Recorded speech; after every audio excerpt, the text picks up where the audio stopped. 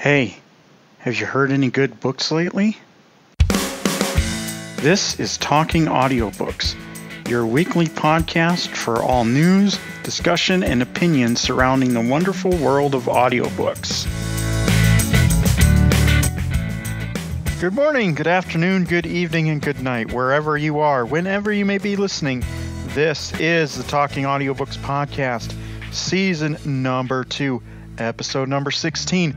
I am your host, the man with the face made for radio and the voice made for print, Casey Trowbridge, and as always, I am happy to be with you.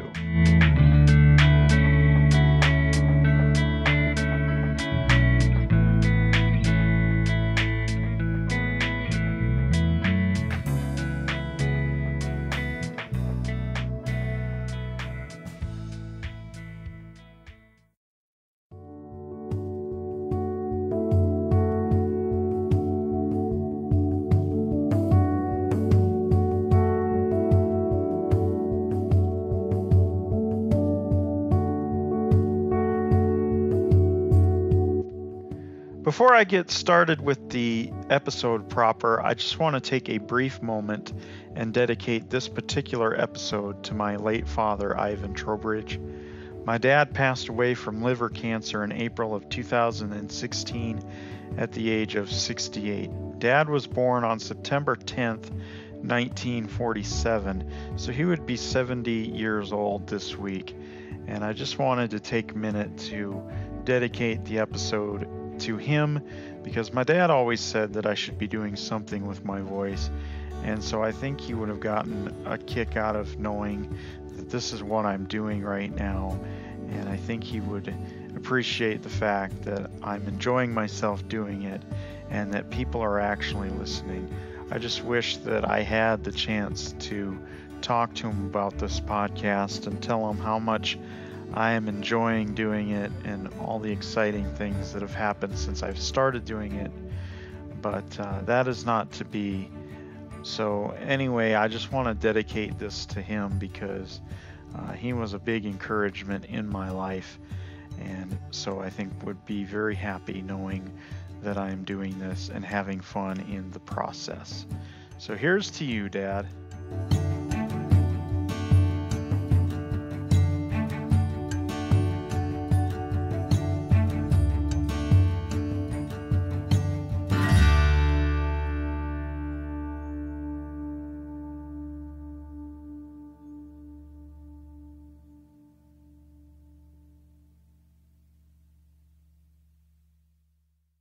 Sarah Rutgers from Minnesota won the Talking Audiobooks podcast drawing for 4 free audiobooks from Audible.com. Congratulations, Sarah! The September Talking Audiobooks podcast giveaway is on. And now we've added a way for you to increase your chance to win. Just go to the website, talkingaudiobooks.com. On the right side, click on September Giveaway, and you can enter to win 4 free audiobooks from Audible.com. But wait, there's more. Now you can add up to 7 additional entries to increase your chance of winning. You can earn bonus entries by visiting our website, liking Talking Audiobooks on Facebook, sharing us on Facebook, following us on Twitter, sharing us on Twitter, sharing us on Google. But wait, there's more. Now, new with the September giveaway, you can earn an additional entry for every friend you invite to join the drawing with you. No purchase necessary. All you have to do is enter. Void where prohibited by law, but who would want to prohibit you from winning 4 free audiobooks from Audible? Enter today. Get your friends to enter. Get your entries in by noon on September 28th. A winner will be randomly drawn from everyone who enters. Good luck!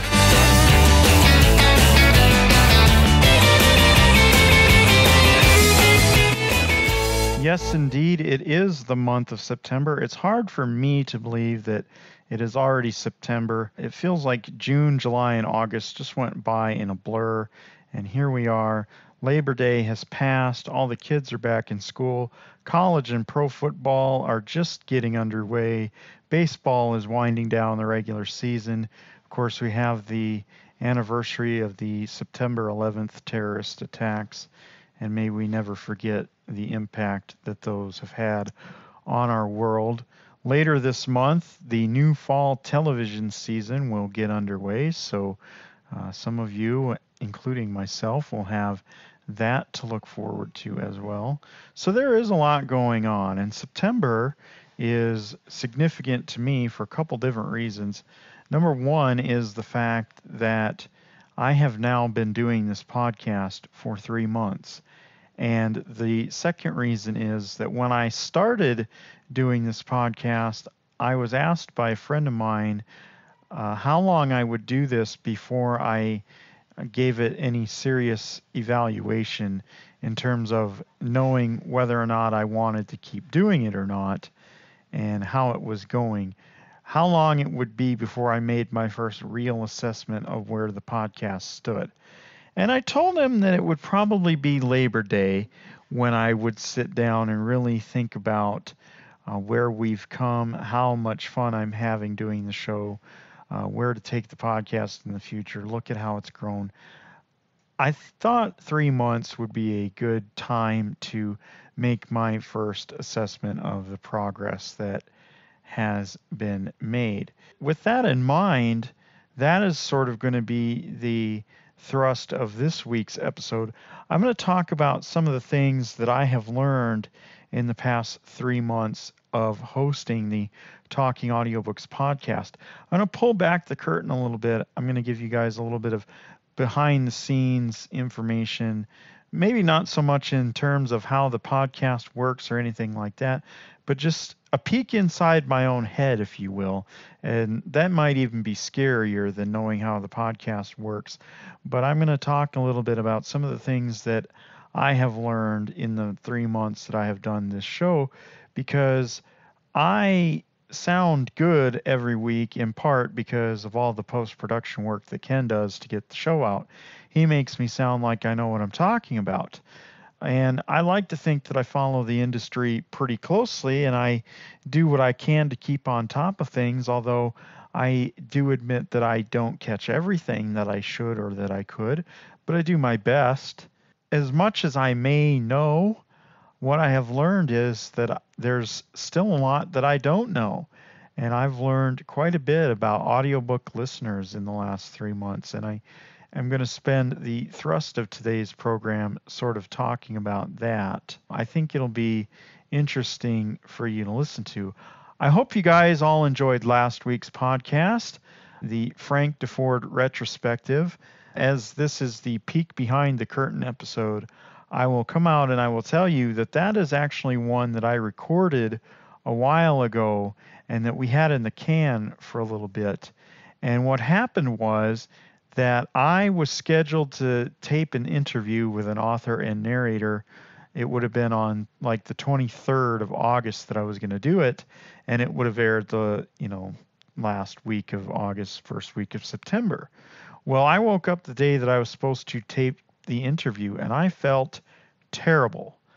I described it to a few people like I had been hit by a train that was carrying a bunch of school buses that were all carrying fully stocked refrigerators.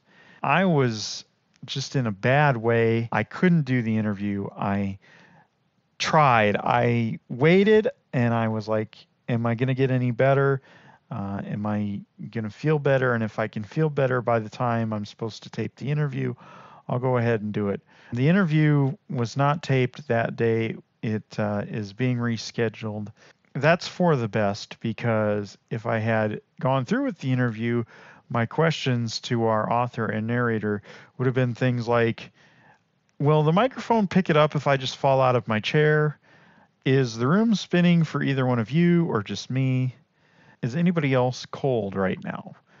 I was actually very cold. I even had the heat on in August in South Dakota that day because I was so cold. So I was in a bad way. As a result, we had to go with an evergreen episode, which is a term for something that we can release wherever it's not time sensitive. And so that's what you got last week. And I hope you enjoyed that episode, because that's an episode where I recorded it, and when I was done recording it, I knew it was good. And I'm a very difficult person to please, especially when I'm the person trying to please me. I'm my own worst critic. But I knew when I was done with that one that it was good and that I was happy with it. And it made me think, I wonder, and I need to ask narrators this when they come on the show, if they ever have a recording session where they wrap it up and they go, man, I just nailed it. I crushed it. Do they ever have those types of moments where they just know it's great? Or are they their own worst critics like I am, dwell on the things that they could have done better? So that would be an interesting question to ask in the future. And I'm going to try to remember to ask that question in the future. But I hope you all enjoyed the episode last week, the Frank DeFord retrospective.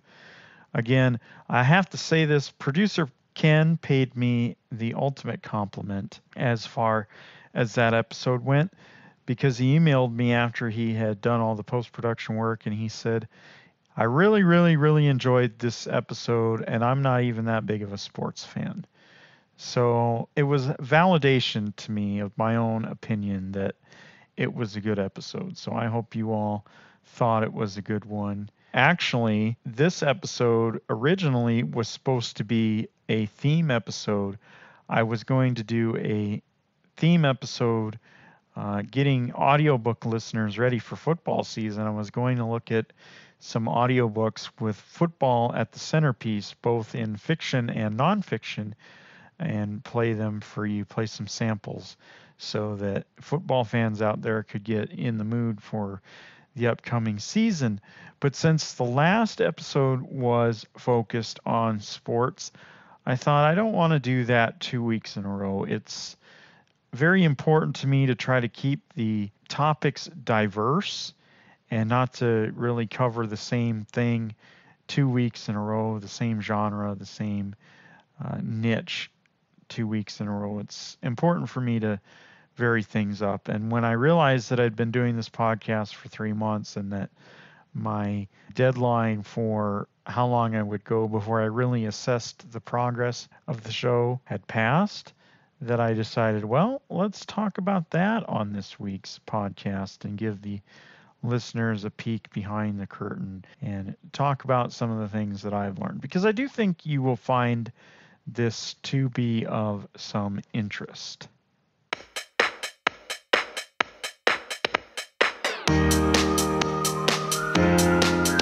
For you, the listeners of the Talking Audiobooks podcast, Audible is offering a free audiobook download with a free 30-day trial to give you the opportunity to check out their service. To download your free audiobook today, go to audibletrial.com/talking audiobooks. Again, that's audibletrial.com/talking audiobooks for your free audiobook.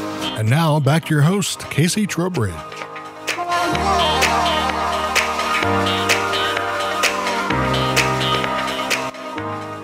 I want you all to check out our social media links.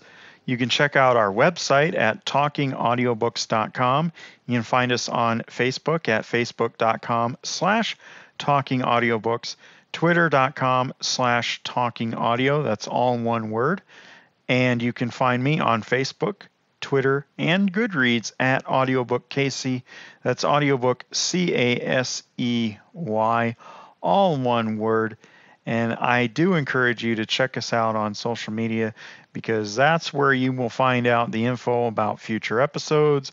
That's where you'll find links to our contests and all sorts of other good things. You can interact with me. You can ask questions. I'll answer them. You can email us at feedback@talkingaudiobooks.com with any questions, comments, show ideas, whatever you may have. And we will be more than happy to engage you in a dialogue via email, if that's what you would like to do. If you are listening to us on iTunes, I would like to encourage you to leave us a review, particularly if it's a good one and a 5-star review. Let the people know out there that this is a podcast that they should check out if they are audiobook listeners. It'll be worth their time. The more reviews we get and the more positive reviews we get, that helps us gain exposure. And iTunes is a great place for us to gain exposure. But if you are listening to us on Stitcher, TuneIn, SoundCloud, iHeartRadio, Spreaker, Google Play Music, or other podcast resources that allow you to leave reviews, I would encourage you to go ahead and do exactly that. And that will help us gain stature on those other platforms as well. And that will help grow the audience. And as the audience grows, the more things that we are able to bring you as a part of each episode.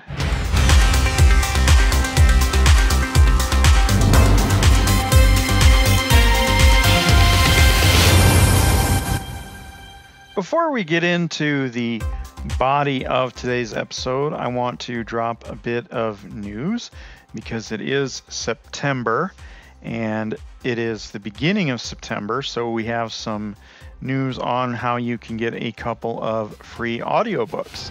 If you head on over to christianaudio.com/free, F-R-E-E, Christian Audio, that's all one word, .com/free, you can get Between Heaven and the Real World by Stephen Curtis Chapman, narrated by Paul Michael, for free this month. All you have to do is sign up for their email newsletter. They will send you news about discounts and sales and new releases a couple times a week, and you can get this month's free title from them absolutely 100% free. That's why they call it a free title, Casey. I know, right? How about that? It's amazing. So you can head on over there and get Between Heaven and the Real World from Christian Audio this month. And you can also head over to Tantor.com, and they have a free monthly download each month as well. And this month, their free monthly download is a book called Vanity Fair. It is categorized in the British literature genre. It is actually a fairly old book. I believe it came out in the mid-1800s. The author is William Makepeace Thackeray, and it is narrated by Wanda McCadden. I apologize if I messed up any of those names. I think the author won't care too much because I doubt he is among the living if he wrote this in the mid-1800s, although Halloween is not that far around the corner. I'm sure you've seen Halloween decorations in stores already, maybe. So I could be in for a haunting, who knows? But that is a lengthy book. That is in the range of 28 hours and 45 minutes or so. But it is absolutely free from Tantor Audio. You just need a user account so you can access your book library. It downloads as a zip file, and as I said, 100% totally free. If you need a reminder of that, or if you want to check out the publisher summary for either of these books, we will have links to both of them in the show notes, and you can go and grab them from the show notes directly. So that's the news on the free audiobook front. Of course, Amazon has new monthly Kindle deals available.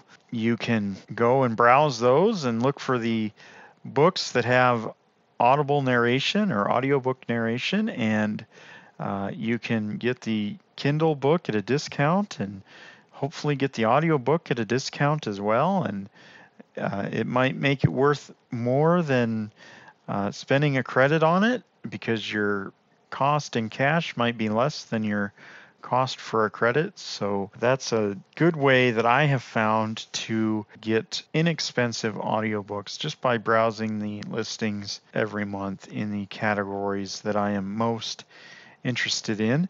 And if you're an Amazon Prime member, they have an offering for Prime members called Kindle First, where you can get a Kindle book for free. They give you a selection each month. It's like 6 or 7 titles from different genres, and you get to pick one for free. And it's called Kindle First because the books won't be released to the general public until next month. Well, if you take advantage of that, the Kindle book will be in your library, and if there's an audio version of it and it's WhisperSync enabled, then when the audiobook version is released, you can pick that up at a discounted price. So get a free Kindle book and maybe get the audio version for like $1.99 or something. So that's why we mention things like that from time to time on the show, just so you know that there are options out there for how to get audiobooks at a discounted price to help ease the burden of your wallet or to save your money for the big sales that go on every month. So check those out if you are an Amazon user or Amazon Prime member especially, and take advantage of the free audiobooks that we mentioned as well. Before we get into the body of the show now, I'm going to throw it over to producer Ken, and I'm going to let him tell you about the PDQ release of the week, as he does each and every week on the program. And I encourage you to head on over to audible.com and check out the PDQ catalog. And if you find something that you like, maybe this week's release, something that we've talked about on a previous episode, or something that we haven't gotten to yet but you find in the catalog, I would encourage you to make that purchase, because that helps us here on the show and it makes it worth our while. Not that we don't enjoy doing the show for you every week, but knowing that you're interested in the PDQ titles is like a little Christmas bonus for us all year round. And so I would encourage you to go on over to audible.com and check those out. But if you don't know what specific one to look for, here's Ken with this week's PDQ Audiobooks release of the week. Thanks, Casey. Producer Ken here to talk about this week's PDQ title of the week. It's The New Adventures of Sherlock Holmes 60-episode set.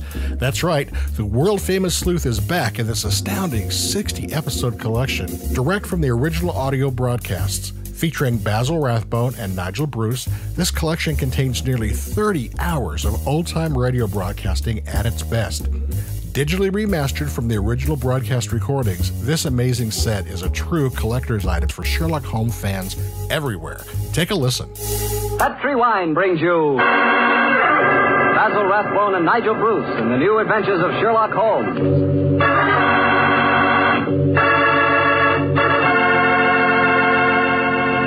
The Petrie family, the family that took time to bring you good wine, invites you to listen to Dr. Watson tell us another exciting adventure he shared with his old friend, that master detective, Sherlock Holmes.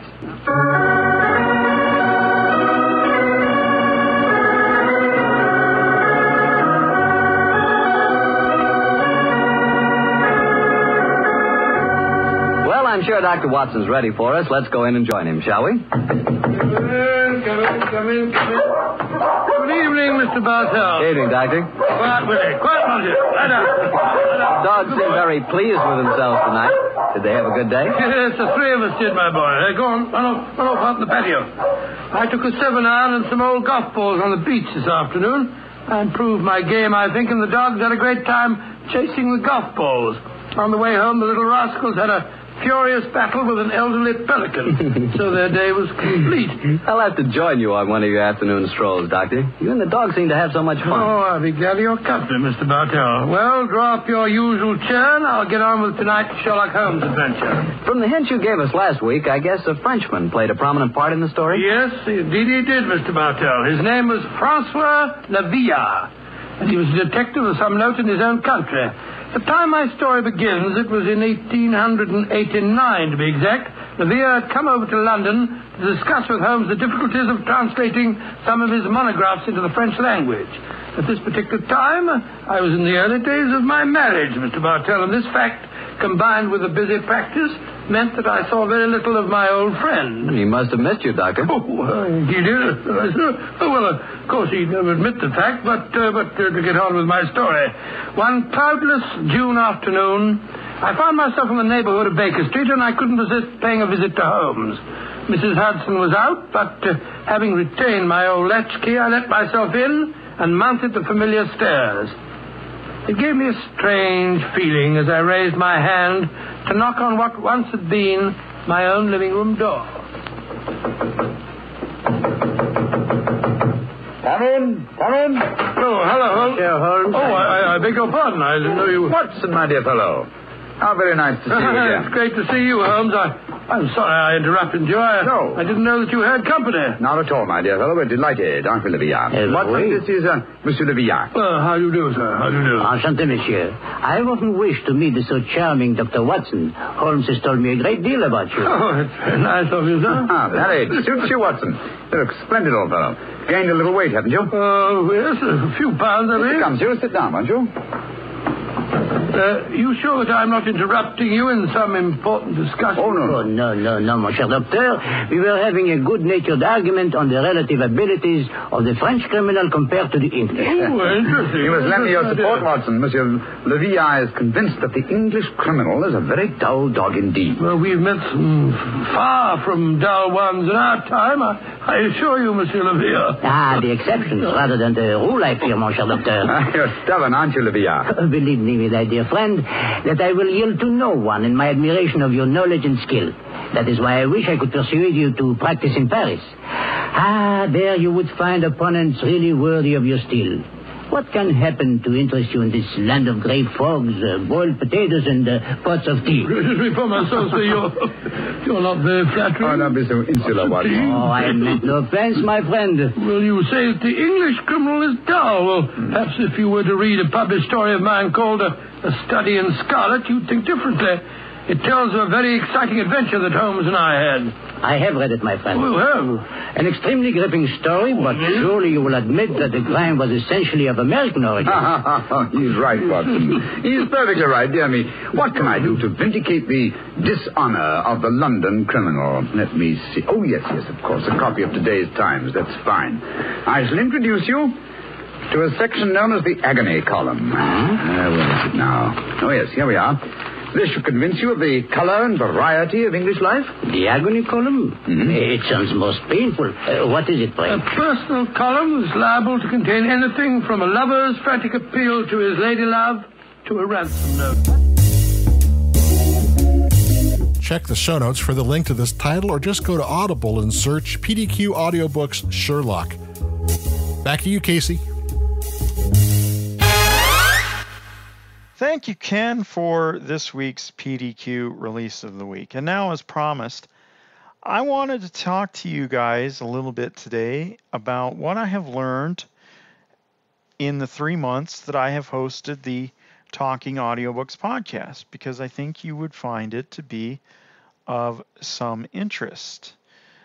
Hosting this podcast has been a lot of fun. It's been everything I hoped it would be and more. I have a blast every time I sit down to record. I get a rush out of preparing for an interview that I can't really describe. I'm not going to say that it isn't difficult at times, because I have problems with anxiety, and sometimes I get very nervous before I'm about to interview someone. It's one of those things that it's always been true for me, going even as far back as high school. And debate, I used to get so nervous at debate tournaments, you wouldn't believe it. Doing the interviews is a lot of fun, but I've learned a few things just in doing the podcast, and particularly the aspects of the podcast that involve promotion. I'm a member of a couple of different Facebook groups, Audiobook Addicts and Audiobook Lovers, and I think we'll put links to those groups in the show notes as well this week. And I am a member of those groups, and I joined them about a month after I started hosting the podcast. I was looking for different ways to promote the podcast and get the word out to people in the industry, but also people that liked audiobooks. And I joined a couple of Facebook groups. You know, I follow the rules for promotion. I'm not spamming either group with my link every day or every week. You know, I follow the specific rules as far as promotion go that each group has set forth. But that's not where the value has come for me. I'm not going to sit here and tell you that I haven't gotten anything out of promoting the podcast in those groups, because that would be false. Some of the interviews that I have done have been because of the promotional efforts I have made in those groups of audiobook professionals and fans, and gotten the word out. And people have asked to come on the show because they have found my links in those groups and things like that. And so I won't say that it hasn't benefited the show. And people have listened to this podcast because of my promoting it in those groups. So yes, I have benefited in that way.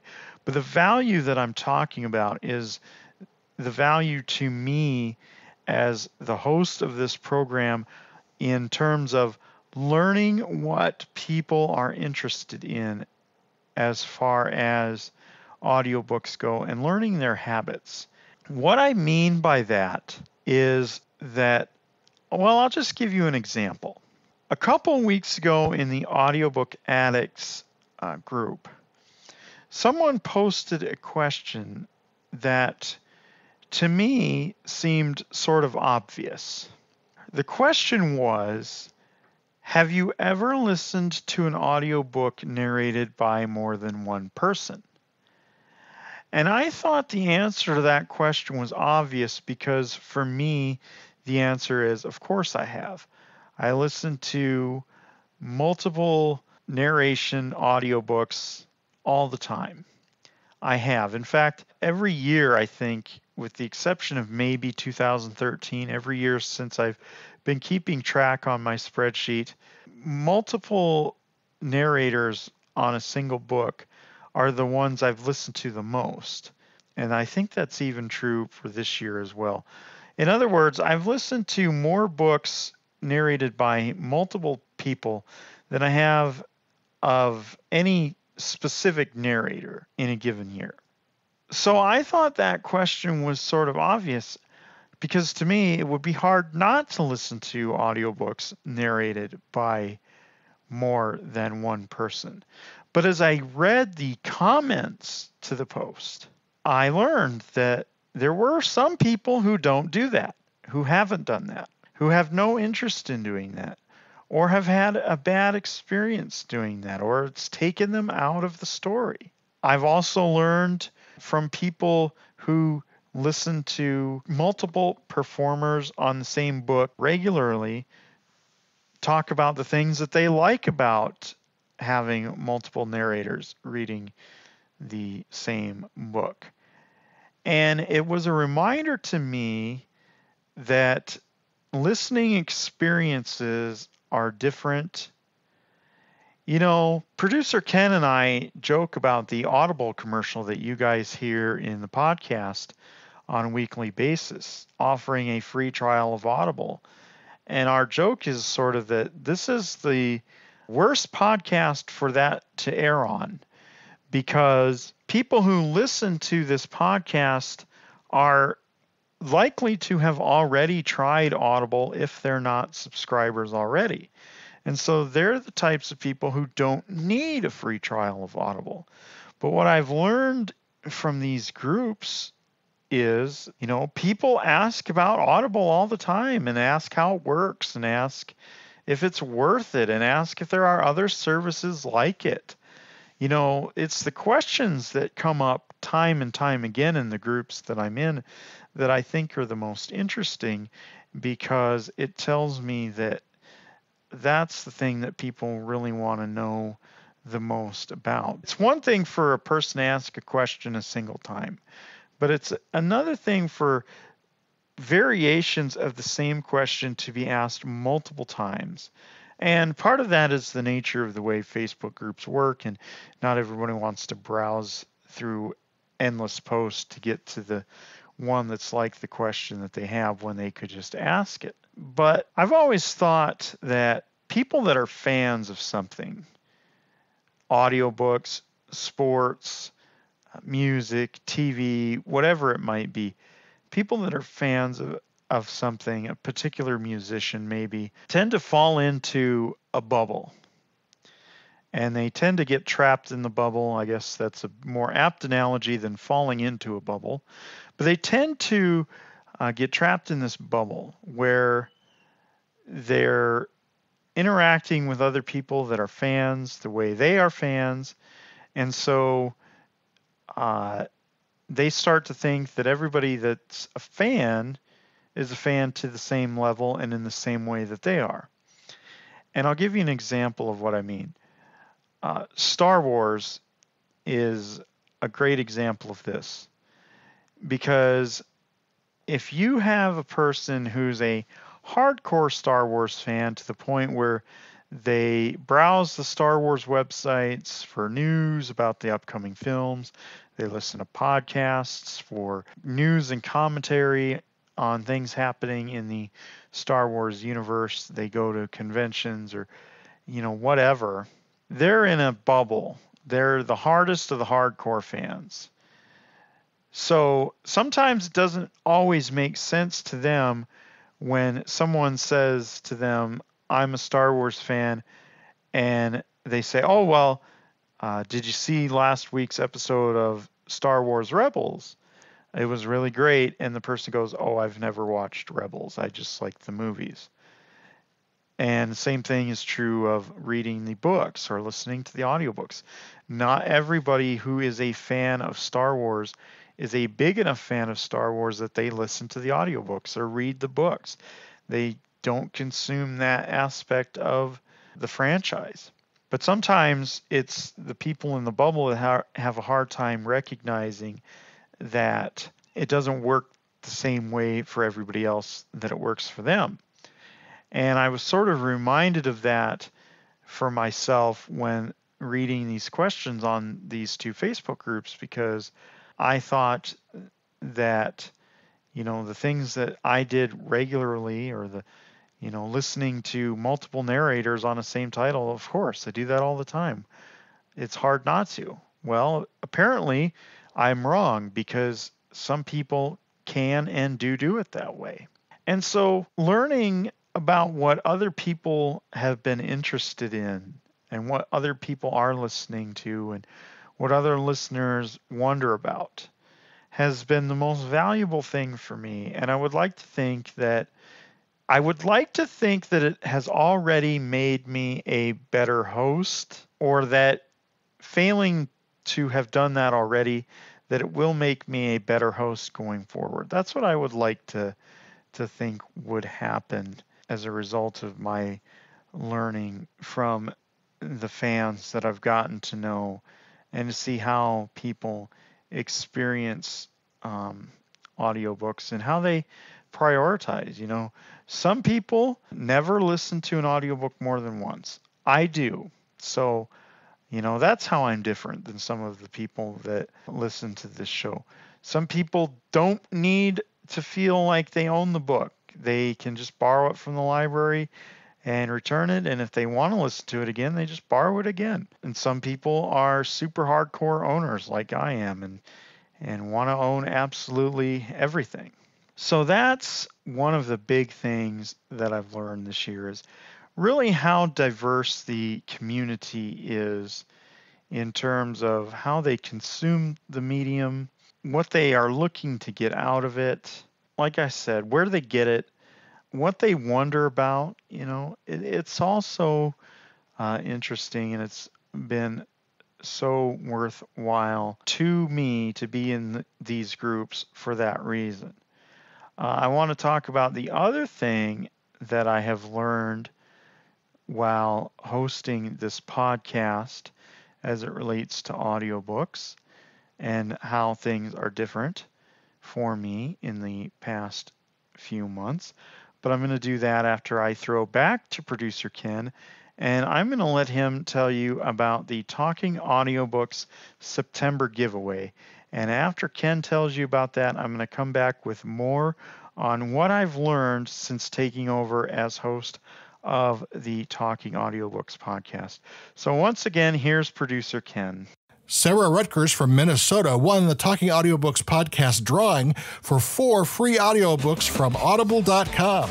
Congratulations, Sarah. The September Talking Audiobooks podcast giveaway is on. And now we've added a way for you to increase your chance to win. Just go to the website, talkingaudiobooks.com. On the right side, click on September Giveaway, and you can enter to win 4 free audiobooks from audible.com. But wait, there's more. Now you can add up to 7 additional entries to increase your chance of winning. You can earn bonus entries by visiting our website, liking Talking Audiobooks on Facebook, sharing us on Facebook, following us on Twitter, sharing us on Twitter, sharing us on Google. But wait, there's more. Now, new with the September giveaway, you can earn an additional entry for every friend you invite to join the drawing with you. No purchase necessary. All you have to do is enter. Void where prohibited by law, but who would want to prohibit you from winning 4 free audiobooks from Audible? Enter today. Get your friends to enter. Get your entries in by noon on September 28th.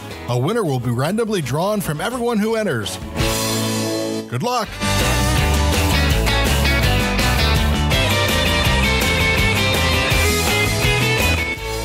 Thanks, Ken, and I want to wish everyone who enters our monthly giveaways, and all of our giveaways for that matter, the best of luck. I hope you win. And we're back to discussing things that I have learned since taking over the podcast.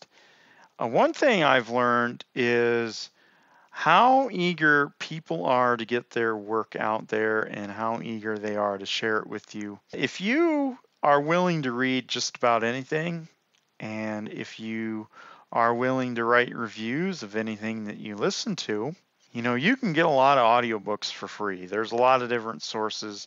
We've had Jess, the audiobook worm, on with her Adopt an Audiobook project. There's Audiobook Boom. In the Facebook groups I've mentioned, people are giving away review copies of work all the time. One thing that has changed in relation to that for me is I've listened to more books published by independent publishers or self-published authors in the past 3 months than I have in the previous 4+ years of listening combined. And that's not even close to being an exaggeration. And I think I'm a better listener and a better host because of it.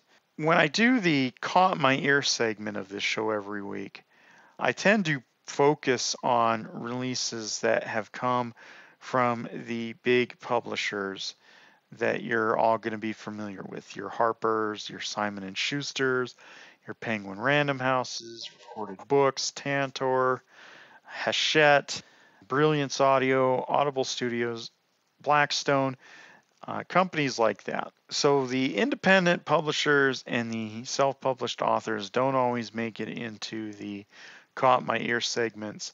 Unless I'm interviewing them on the show, then I make it a point to feature their work somewhere.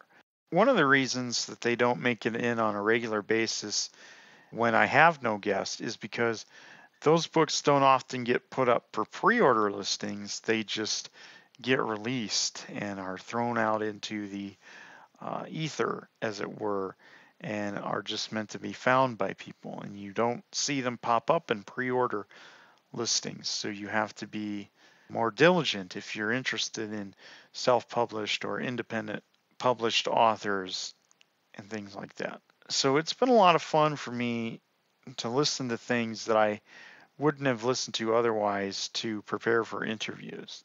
Generally, it works out pretty well because even if I don't like the book per se, I find value in it because it helps me to come up with good questions for the interview. That's why I do the interviews, is to ask good questions.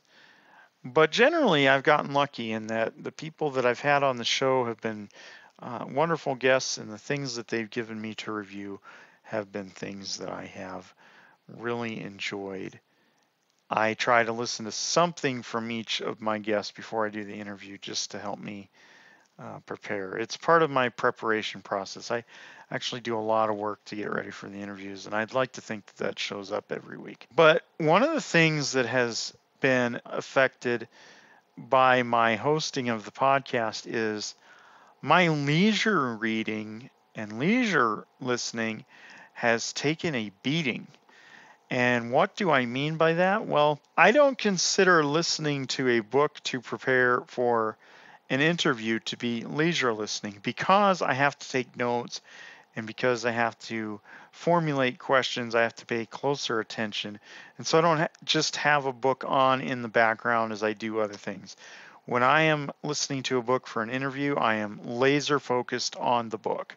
I'm looking for things to ask the author about or to ask the narrator about. And so I have to pay closer attention.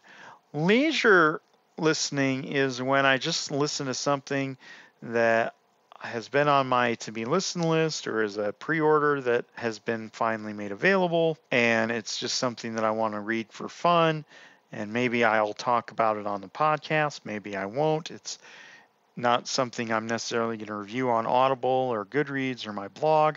It's just for me. That's what I consider to be leisure listening. But listening to so much material for interviews and such has really hampered my leisure listening over the past couple months.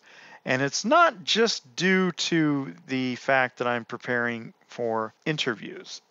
That is part of it. Part of it is I've been watching more television, more classic sitcoms and stuff over the past couple months as well. And that's probably been an even bigger factor in my leisure listening. But a lot of my listening lately has been strictly to get things ready for this show.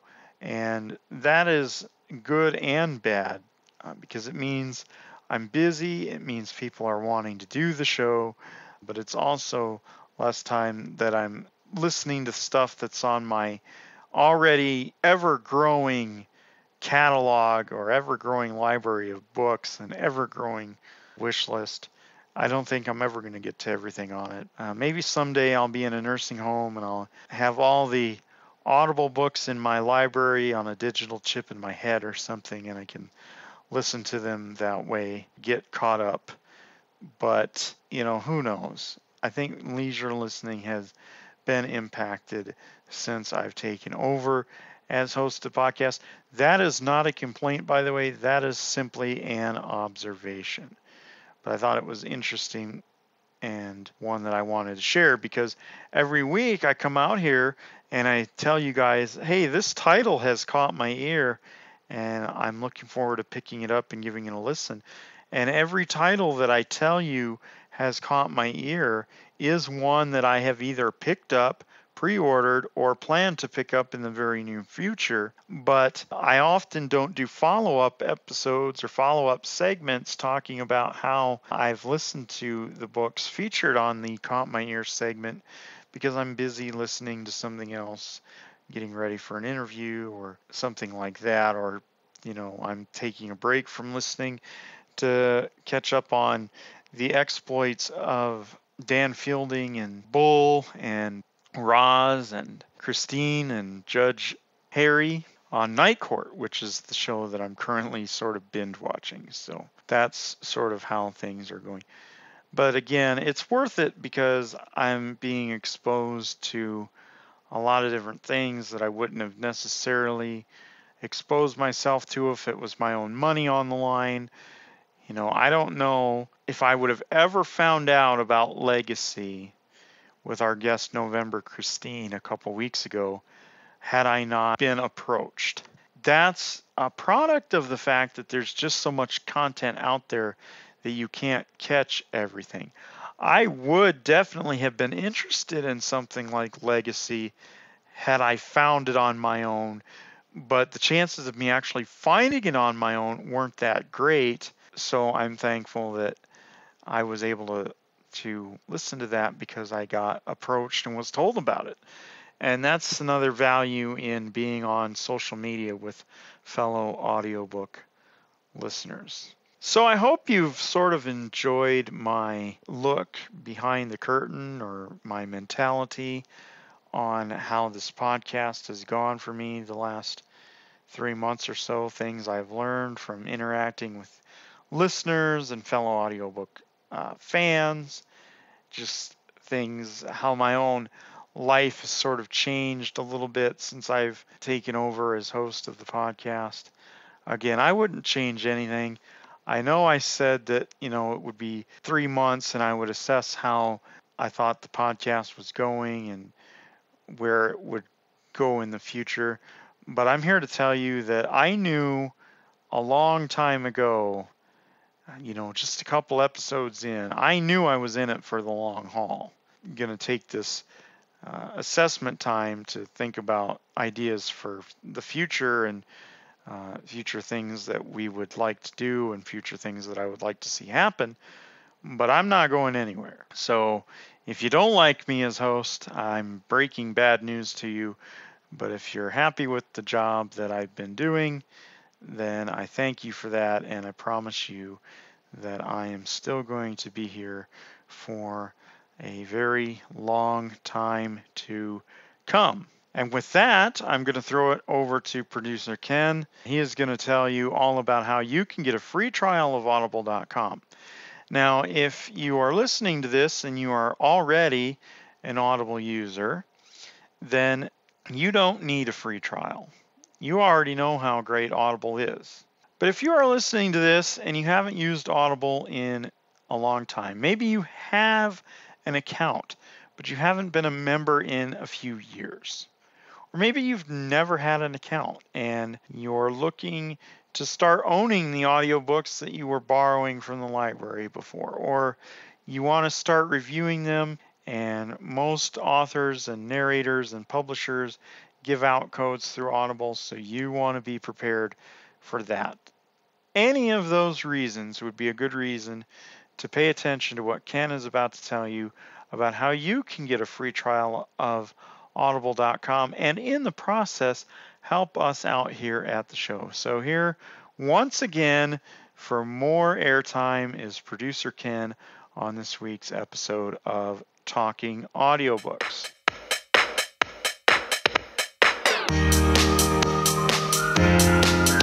For you, the listeners of the Talking Audiobooks podcast, Audible is offering a free audiobook download with a free 30-day trial to give you the opportunity to check out their service. To download your free audiobook today, go to audibletrial.com/talking audiobooks. Again, that's audibletrial.com/talking audiobooks for your free audiobook. And now back to your host, Casey Trowbridge.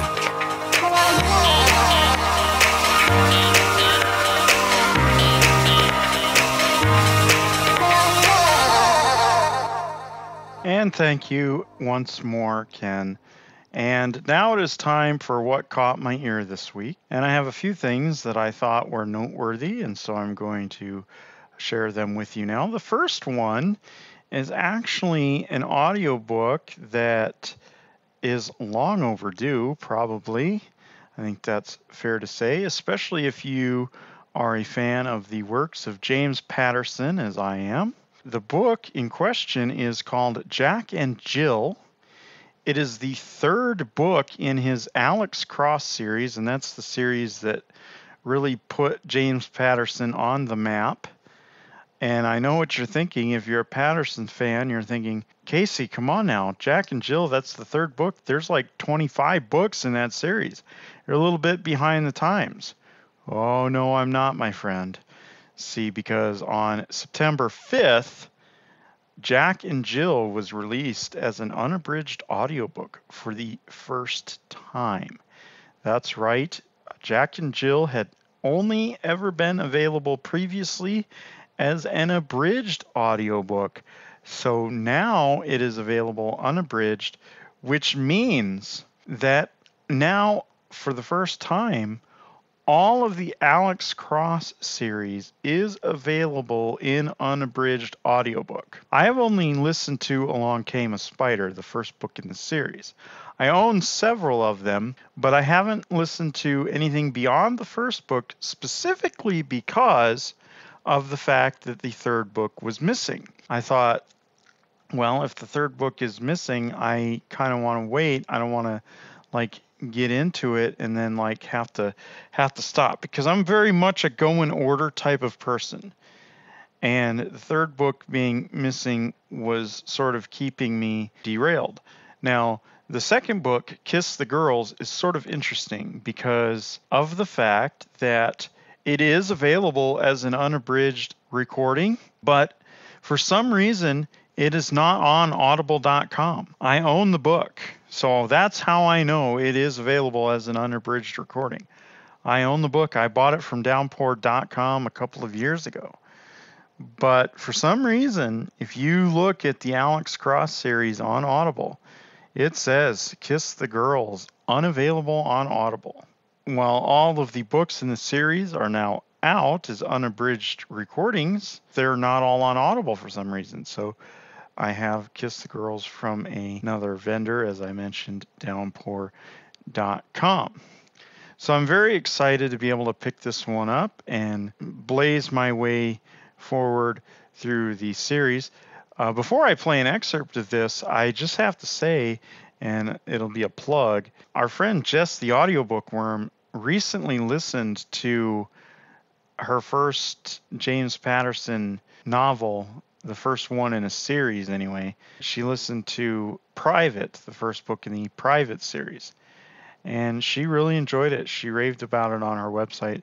So go check out her review of Private and all of her other reviews and information at theaudiobookworm.com. But for now, courtesy of Hachette Audio comes Jack and Jill, and we're going to play for you an excerpt. It is written by James Patterson. It is narrated by multiple narrators, throwing it back to what we were discussing earlier in the show. We have Ron Butler and Maxwell Hamilton narrating this one, released on September 5th. It has a running time of 12 hours and 8 minutes, and so here for you right now is an excerpt from Jack and Jill, the third novel in the Alex Cross series, here on the Talking Audiobooks podcast.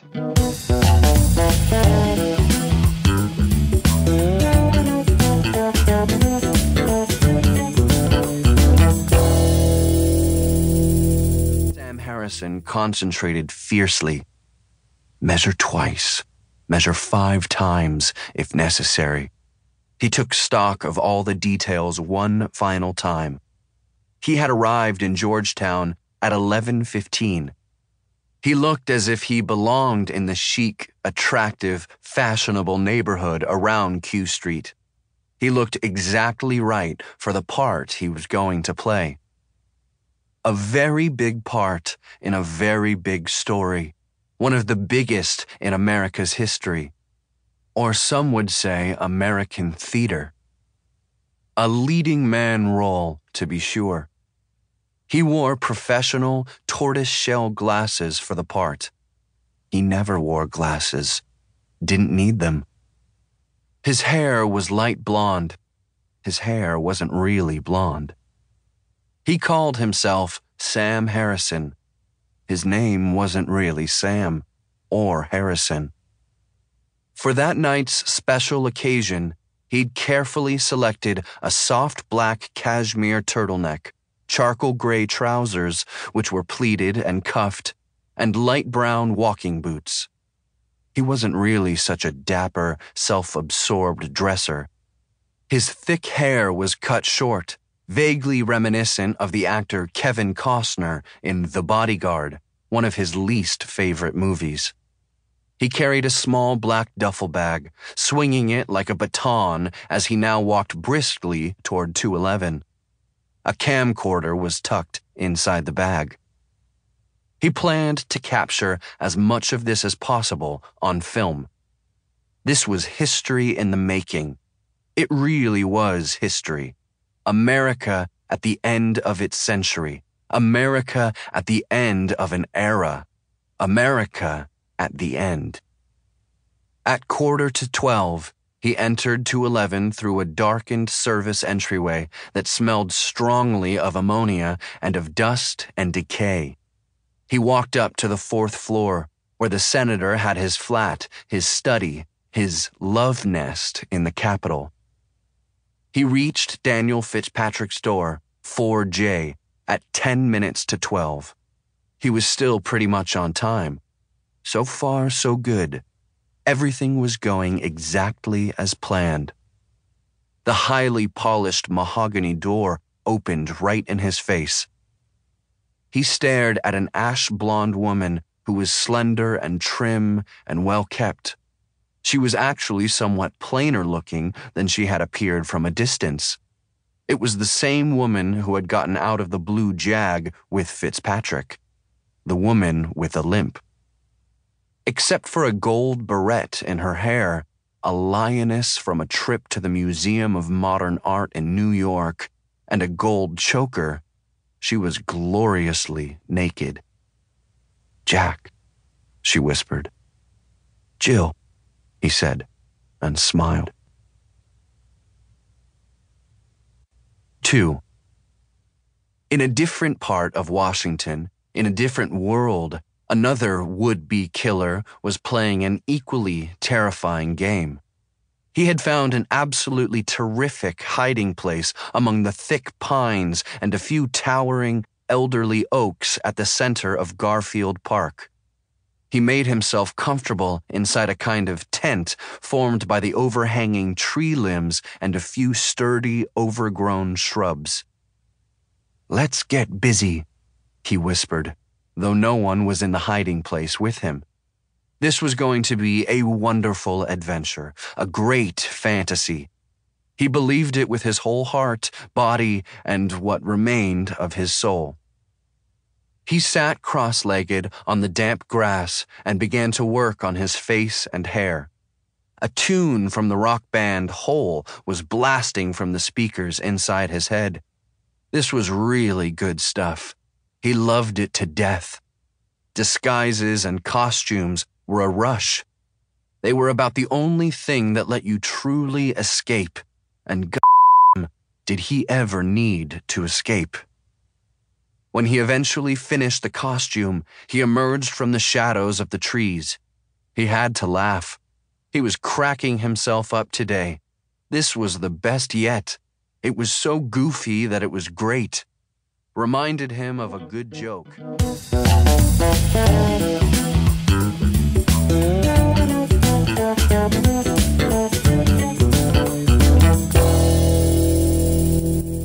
The new movie American Assassin comes out on September 15th, and I bring that up because American Assassin, the movie, is based on American Assassin, the book by Vince Flynn. It is the first novel in his Mitch Rapp series that continues on after Vince Flynn's death in 2013. The series was taken over by author Kyle Mills. And it's funny because I am very interested in seeing American Assassin when it comes out. I have a friend who's pretty big into movies, and when he listed the movies he was looking forward to for the remainder of this year, American Assassin was not on the list, and I was curious as to why. And to put it simply, he didn't really know anything about it. So after telling him that it was based on a book, I think he might be more interested in checking it out. Well, I'm definitely interested, but aside from the fact that the movie is coming out on September 5th, we had the 16th book in the Mitch Rapp series released. It is written by Kyle Mills and Vince Flynn, of course, still getting credit for character. And it has a running time of 11 hours and 33 minutes, coming to you from Simon & Schuster Audio. And perhaps my favorite part of the whole thing, it is narrated by the fantastic Scott Brick. And so this one definitely caught my ear. And so right now, here's an excerpt from Enemy of the State, the 16th book in the Mitch Rapp series, here on this week's episode of Talking Audiobooks. The king spoke enthusiastically of his bright future when they were together, but never took steps to make that future a reality. Betrayed by his own family, bin Musaid had finally left the country of his birth and cut ties to the degree possible without jeopardizing the flow of family money. He knew now that none of it was of any importance. The Saudi Arabia that had rejected him was doomed. King Faisal was old and weak, a puppet of America who was losing control of the forces gaining power within his borders. He didn't understand the true destiny of his country. Instead of crumbling and besieged, the Saudi royalty should have been taking a place at the helm of the new caliphate. It was the House of Saud's privilege and responsibility to lead the forces of Islam as they exterminated their enemies throughout the world.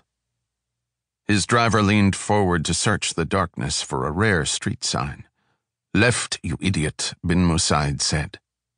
He'd been poring over the maps and satellite images on Google for days, anticipating this moment. They would drive straight for another kilometer, where the street would dead end. From there he would continue on foot into the dark maze of souks that climbed even higher above the city. The journey would take approximately 7 minutes at a pace designed not to attract undue attention from anyone he might pass. Finally, he would arrive at his destination, a nondescript apartment building where an ISIS representative was waiting. The money in the suitcase would be used to finance a large-scale attack inside the United States, something ISIS saw as critical to advancing their already wildly successful propaganda campaign.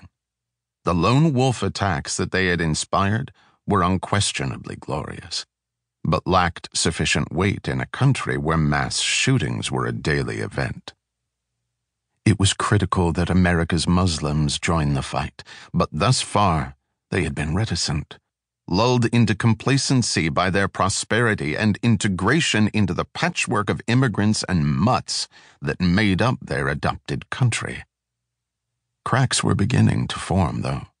America was already turning against its Muslim population.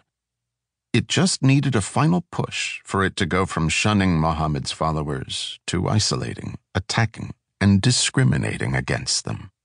When that came to pass, there would be millions of young disaffected men ready to be recruited into the army of God.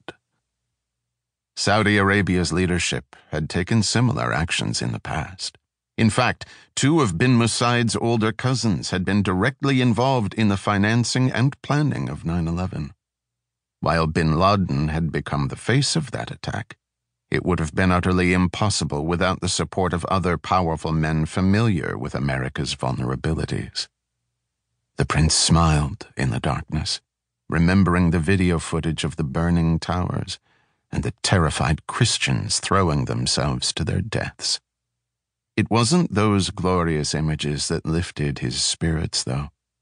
It was that the American politicians had known about Saudi Arabia's involvement, but had been too cowardly to take action. Instead, they had made a hasty backroom deal with King Faisal. He would crack down on the subversives and keep the oil flowing. In return, the Americans would ignore the fact that the attack had been carried out almost entirely by Saudi nationals, and instead divert their people's attention with the punishing quagmires of Afghanistan and Iraq. Those wars and the lingering effects of the West's financial collapse had divided the American people to a degree not seen since the Civil War. America was a wounded animal, and he had become the lion. Chapter 1. Above Al-Sharqat, Iraq. Mitch Rapp tried to find a more comfortable position, but none was available. His helmet was jammed against the top of the fuselage, and there was something sharp poking through the mesh seat just to the right of his spine. Not exactly the CIA's G550, but then this aircraft hadn't exactly been designed to ferry government VIPs. Its only purpose was the insertion of select teams behind enemy lines. Early Earlier in the episode, I told you that the original idea for this week was to do a football-themed episode of the show to celebrate the fact that football season had returned or was returning, depending upon if you're a fan of the college game, the pro game, or both. But since last week's episode was so sports-centric, I didn't want to do two of those in a row because I didn't want to give you, the listeners, the impression that the Talking Audiobooks podcast was turning into the Sports Audiobooks podcast. So I decided to go in a different direction. But I did want to pay homage to the original idea for this week's episode in the Caught My Ear segment for this week. And so I am picking a football title. It is one that is in my library, has been for a while now. The book is called Boys Will Be Boys, The Glory Days and Party Nights of the Dallas Cowboys Dynasty. It is written by Jeff Pearlman, who appears in my library a few times and a few times in my wish list as well. And it is narrated by Arthur Morey. It is a production of Tantor Audio. It runs 13 hours and 44 minutes. It was released on January 29th, 2009.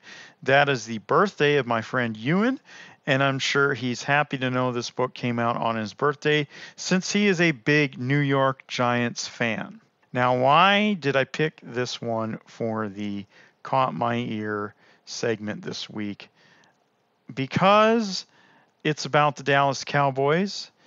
They are not my favorite NFL team, far from it. I am an Oakland Raiders fan, but there is one thing I will say about the Dallas Cowboys, and that is the fact that the Dallas Cowboys do not have a lot of middle ground when it comes to how people feel about them. Their most loyal fans absolutely love them, and everybody else seems to hate them with a passion of 1,000 white-hot burning suns. There doesn't seem to be a lot of middle ground, as I said. I don't really know anybody who, when they hear the phrase Dallas Cowboys, says I can take them or leave them, or, they're all right, but whatever. There's not a lot of apathy when it comes to the Cowboys, and that makes them a great subject for a book, I believe. This is about the early 1990s Dallas Cowboys, which is when I started watching football. My connection to the Dallas Cowboys is cemented in a couple of different ways. When I first started to really be aware of what football was around the time of Super Bowl 25. Super Bowl 25 was a matchup between the New York Giants and the Buffalo Bills, and I picked the Bills to win. They lost. Next year, Super Bowl 26, the Buffalo Bills returned. They played the Washington Redskins. I picked the Bills to win. They lost again. Super Bowl 27, the Buffalo Bills made it to the Super Bowl for the third consecutive year. They played the Dallas Cowboys. I picked the Bills to win. They lost again. Super Bowl 28 was a rematch of Super Bowl 27, Bills and Cowboys.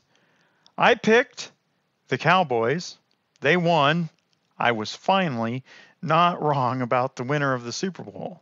It took me 4 years to realize that the Bills were not going to cut it. If you hear that and you think, I don't want you to give me advice on who I should gamble on this year, I completely understand. The other connection I have to the Dallas Cowboys is actually a more pleasant one for me. I took the bus to school up through my senior year of high school because I am visually impaired and cannot drive. One of the bus drivers that I had when I was in high school was a Dallas Cowboys fan, and we both had a hobby of collecting football cards at the time. So when I got on his bus every day to be dropped off at the high school, we would talk football and trading cards, and we made some deals on some cards, and we just talked football and made the experience a lot more bearable. There wasn't a lot of people that were 18 years old riding the bus to high school around here when I was. So that made it a lot more tolerable, and it made me feel like I wasn't standing out. So when I think of the Dallas Cowboys, I think of Scott, my bus driver, back in high school. that's sort of the story behind why I chose this of all the football books that I was going to use this week, why I chose this one to be the one that made the transition from the theme episode into this episode proper.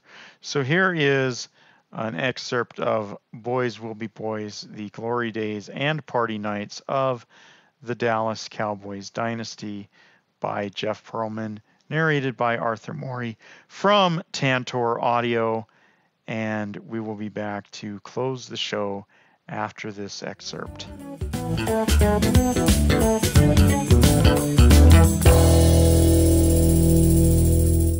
Throughout the Cowboy reign of the 1990s, which started with a laughable 1-15 season in 1989 and resulted in 3 Super Bowl victories in 4 years, no one served as a better teammate, as a better role model than Michael Irvin. He was first to the practice field in the morning, the last to leave at night. He wore weighted pads atop his shoulders to build muscle and refused to depart the complex before catching 50 straight passes without a drop. 12 years after the fact, an undrafted free agent quarterback named Scott Stempenfelter still recalls Irvin begging him to throw slants following practice on a 100-degree day in 1995. In the middle of the workout, Mike literally threw up on himself as he ran a route, says Stempenfelter. Most guys would put their hands on their knees and say, "Screw this," and call it a day. Not Michael. He got back to the spot, ran another route, and caught the ball. That was Irvin. Determined, driven, 100-mile-per-hour car on a 50-mile-per-hour track, chunks of vomit dripping from his jersey. Following the lead of their star wide receiver, Cowboy players and coaches out-practiced, out-hustled, out-everythinged every other team in the National Football League. Sure, the Cowboys of the 1990s were bursting with talent, from quarterback Troy Aikman and running back Emmitt Smith to defensive backs Deion Sanders and Darrell Woodson, but it was an unrivaled intensity that made Dallas special. During drills, Irvin would see a teammate slack off and angrily lecture, "Don't be a pussy, be a soldier, be my soldier." And he would challenge defensive backs to rise to the highest level. "Cover me," he'd taunt Sanders or Kevin Smith. "Come on, bitch. Come on, bitch. On." When the play ended, he'd offer a quick pat on the rear. "Nice job, brother. Now do it again." Irvin was the number one reason the Cowboys won Super Bowls in 1992, 93, and 95, and everybody on the team knew it. The man just never stopped, says Hubbard Alexander, the Dallas wide receivers coach. He was only about winning. And yet, there Michael Irvin stood on July 29th, 1998, staring down at a new low. The scissors, the skin, the blood, the gagging teammate. That morning, a Dallas-based barber named Vinny had made the 2.5-hour drive to Midwestern State University in Wichita Falls, Texas, where the team held its training camp. He set up a chair inside a first-floor room in the Cowboys' dormitory, broke out the scissors and buzzers, and chopped away one refrigerator-sized head after another. After a defensive back named Charlie Williams finished receiving his cut, McIver jumped into the chair. It was his turn. Although only the most die-hard of Dallas Cowboy fans had heard of him, Everett McIver was no rookie. Not in football, and certainly not in life.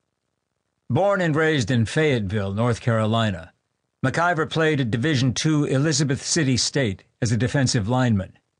He was the type of player NFL coaches and personnel experts find intriguing.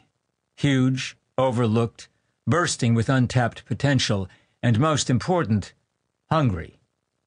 As a 21-year-old college junior, McIver and his girlfriend had a daughter, Marquisha. Fatherhood was a monumental lifestyle change for the football star. As teammates focused their attentions toward dorm bashes and cute co-eds, McIver was rushing home after practices to change diapers and cuddle with his baby girl. In myriad ways, McIver was the most fulfilled he had ever been. When Marquisha reached 3 months, however, doctors determined that she was suffering from an irregular heartbeat, and further tests revealed that the infant had 2 left ventricles and none on her right side. Shortly thereafter, Marquisha McIver died in surgery. Ever since then, there's not too much that can deter me, McIver said. Nothing can keep me out or hold me down. In 1993, the San Diego Chargers signed McIver as a rookie free agent. He was cut several months later. That is going to wrap it up for this week's episode of Talking Audiobooks. I hope you have enjoyed it.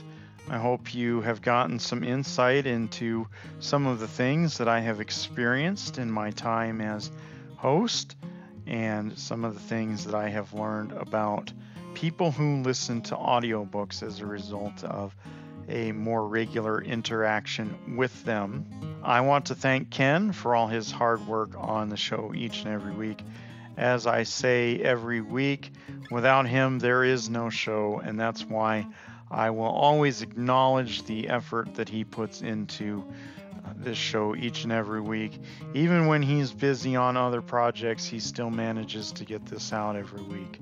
I certainly appreciate it, and I hope you appreciate it as well. Check us out online at talkingaudiobooks.com, facebook.com/talkingaudiobooks, twitter.com/talkingaudio. You can email us at feedback@talkingaudiobooks.com. You can hear the show on iTunes, TuneIn, Stitcher, Spreaker, SoundCloud, iHeartRadio, and Google Play Music, among other sources. Head over to talkingaudiobooks.com and grab our RSS feed, and you can manually enter it into any podcast aggregator of your choice. If you are so inclined and want to leave us a good review, we would really appreciate it. It would help grow the show immensely. We will be back again next week with another episode of Talking Audiobooks. I would tell you what the episode is going to be about, but I don't want to spoil it. I will just let you be surprised, because it's always fun to surprise people. Hope you enjoy the start of your September. And until next week, I will do the one thing that I do each and every week when I sign off, and that is I am going to encourage you to keep listening. Talking Audiobooks is a trademark of Kenjoy Media, produced by Kenjoy Media, copyright 2017, all rights reserved. Your host has been Casey Trowbridge, produced by Kenjoy, theme music composed by Christian Anderson, licensed through epidemicmusic.com. Visit our website at talkingaudiobooks.com, follow us on Twitter at talkingaudio, follow us on Facebook at Talking Audiobooks, and subscribe to the Talking Audiobooks YouTube channel. Here's a disclaimer. Various sponsors, like Audible.com, help make this podcast possible. However, they are not responsible for its content. They don't dictate what we talk about or what books we share with you, and therefore the opinions that you hear on here are unfortunately those of the host and our guests. We'd love to hear from you, so email us at feedback@talkingaudiobooks.com. Tell us what audiobooks you're listening to, what you've liked in the past, narrators that you like. Ask us questions, anything. It's for your feedback. Feedback@talkingaudiobooks.com. That's it. See you next time on Talking Audiobooks.